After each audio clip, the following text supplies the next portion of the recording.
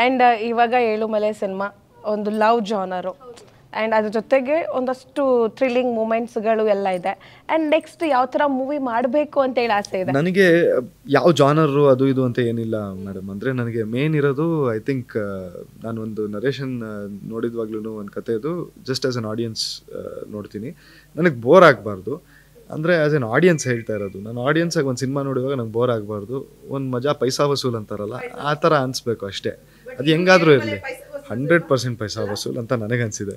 ಇವಾಗ ಎಲ್ಲರೂ ನೀವು ನೋಡ್ಕೊಂಡು ಹೇಳ್ಬೇಕು. ಎಸ್, ಹೌದು.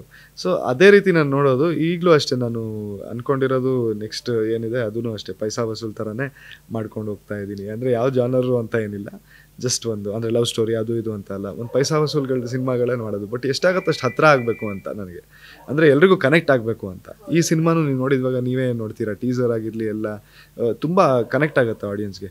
ಅದೇ ರೀತಿ ಕನೆಕ್ಟ್ ಆಗಿಬಿಟ್ಟು ಒಂದು ಪೈಸಾ ವಸೂಲ್ ಸಿನಿಮಾ ಮಾಡಬೇಕು ಅಂತ ಅಷ್ಟೇ. ಆ್ಯಂಡ್ ನಿಮಗೆ ಹೆಂಗೆ ಯಾವ ಥರ ಜಾನರ್ ಬೇಕು?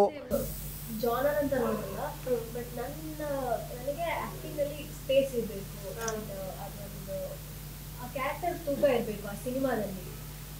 ಎಲ್ಲ ಥರ ಕ್ಯಾರೆಕ್ಟರ್ ಪ್ಲೇ ಮಾಡೋದಕ್ಕೂ ಇಷ್ಟ. ಈಗ ಪ್ರತಿಯೊಬ್ಬ ಹೀರೋಗೂ ವಿಲ್ಲನ್ ಆಗಲೇಬೇಕು ಅಂತ ಒಂದು ಆಸೆ ಇರುತ್ತೆ.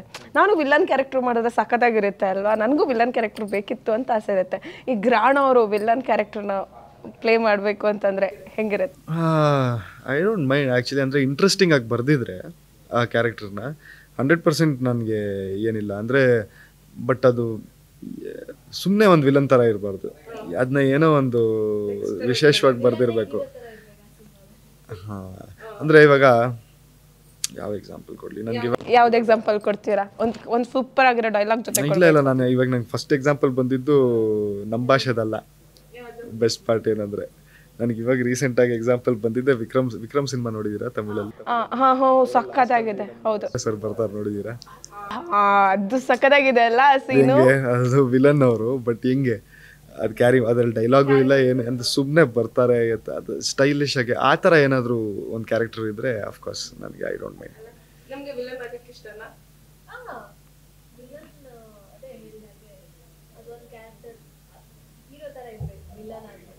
ವಿಲನ್ ಆದ್ರೂ ಹೀರೋ ತರ ಜನಕ್ಕೆ ಇಷ್ಟ ಆಗುತ್ತೆ. ನಮ್ಮ ಸಿನಿಮಾ ವಿಲನ್ನೇ ಮಾಡಿದ್ವಿ, ಸಿನಿಮಾ ಮಾಡಿದ್ವಿ ವಿಲನ್ ಅಂತ. ಅದ್ರಲ್ಲಿ ಸುದೀಪ್ ಸರ್ ಆಕ್ಚುಲಿ ನೋಡಕ್ ಹೋದ್ರೆ ನೆಗೆಟಿವ್ ಎಲಿಮೆಂಟ್ ಅಲ್ಲೇ ಹೋಗ್ತಾರೆ. ಹೌದು, ಇನ್ಫ್ಯಾಕ್ಟ್ ಅವರು ಸುದೀಪ್ ಸರ್ ಮಾಡಿದ್ದು ಈಗಾನು ಆಗಿರ್ಲಿ, ಅದು ನೆಗೆಟಿವ್ ಶೇಡ್. ಅದು one of the I think best cinema ಅದು. ಹೌದು, ಆಸ್ ಅ ವಿಲನ್ ಅವ್ರನ್ನ ತೋರಿಸಿದ್ದು ಆ ಸ್ಕೇಲಲ್ಲಿ, ಆ ಇದ್ರಲ್ಲಿ ತೋರಿಸಿದ್ದು ಒಂದು ನೊಣ ಜೊತೆ ಅವ್ರು ಮಾಡಿರೋದು ಇದು ಯಾವ ರೀತಿ ಇತ್ತು ಅದು.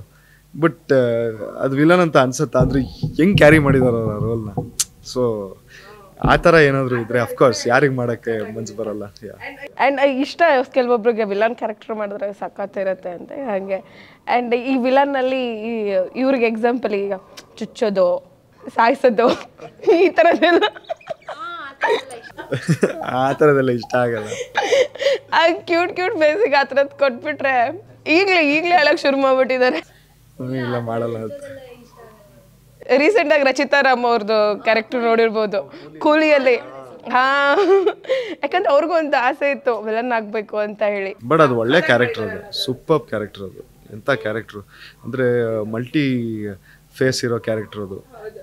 ಅದು ಆ ಚೇಂಜ್ ಓವರ್ ಒಂದು ನೀವು ನೋಡಿದ್ದೀರಾ ಅನ್ಸುತ್ತೆ ಅನ್ಕೊಳ್ತೀನಿ. ಆ ಚೇಂಜ್ ಓವರ್ ಮಾಡಿದ್ದಾರೆ ಒಂದು. ರಜನಿ ಸರ್ ಹೇಳ್ಬಿಟ್ಟು ಹೋಗ್ತಾರೆ ಅವ್ನಿಗೆ, ನಿಮ್ಗೆ ಒಳ್ಳೆ ಲೈಫ್ ಅನ್ಕೋ ಇದು ಆರಾಮಾಗಿ ಅಂತ. ನೋಡಿದ್ರೆ ಟಕ್ ಅಂತ ಅವ್ರು ಚೇಂಜ್ ಮಾಡಿಬಿಟ್ಟು ಅವ್ರನ್ನ ಟೋಪಿ ಹಾಕಿ ಸಕ್ಕದಾಗಿ ಮಾಡಿದ್ದಾರೆ. ಅದು ಸೂಪರ್. ಹೌದು, ಸೂಪರ್ ಆಗಿದೆ ಕೂಲಿ ಸಿನಿಮಾ. ಕ್ಷಣ ಕ್ಷಣದ ಸುದ್ದಿಗಳಿಗಾಗಿ ಫ್ರೀಡಮ್ ಟಿವಿ ಸಬ್ಸ್ಕ್ರೈಬ್ ಮಾಡಿ, ಲೈಕ್ ಮಾಡಿ ಹಾಗೂ ಫಾಲೋ ಮಾಡಿ. ಹೊಸ ಸುದ್ದಿಗಳ ನೋಟಿಫಿಕೇಶನ್ಗಾಗಿ ಬೆಲ್ ಐಕಾನ್ ಮೇಲೆ ಕ್ಲಿಕ್ ಮಾಡಿ.